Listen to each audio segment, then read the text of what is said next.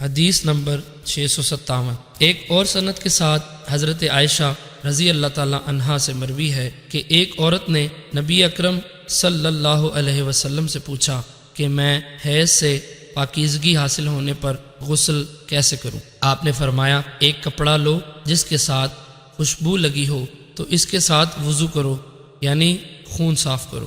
حدیث نمبر 658۔ حضرت صفیہ حضرت عائشہ رضی اللہ تعالی عنہا سے روایت کرتے ہوئے بیان کرتی ہیں کہ حضرت اسماء رضی اللہ تعالی عنہا نے نبی اکرم صلی اللہ علیہ وسلم سے حیض کے غسل کے بارے میں پوچھا تو آپ نے فرمایا، بیری کے پتوں والا پانی لے کر اچھی طرح صفائی کریں، پھر سر پر پانی ڈالیں اور اسے اچھی طرح ملیں حتیٰ کہ پانی بالوں کی جڑوں تک پہنچ جائے، پھر اس کے اوپر پانی بہائیں، پھر خوشبو لگا ہوا کپڑا لیں اور اس کے ساتھ طہارت حاصل کریں۔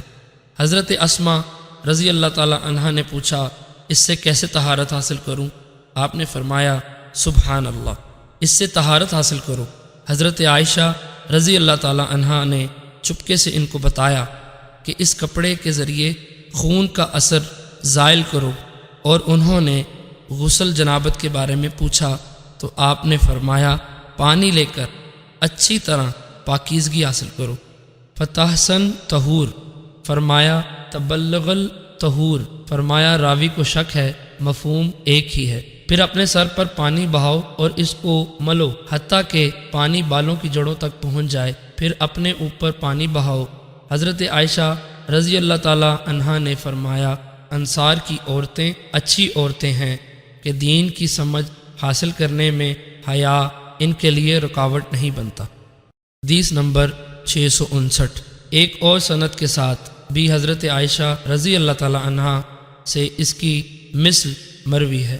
حدیث نمبر 660۔ حضرت عائشہ رضی اللہ تعالی عنہا سے مروی ہے، فرماتی ہیں، حضرت اسماء بنت شکل رضی اللہ تعالی عنہا رسول اکرم صلی اللہ علیہ وسلم کی خدمت میں حاضر ہوئی اور عرض کیا، یا رسول اللہ، ہم میں سے جو عورت حیض سے پاک ہو وہ غسل کیسے کرے؟ اس کے بعد پہلی حدیث کی طرح بیان کیا، البتہ اس میں غسل جنابت کا ذکر نہیں ہے۔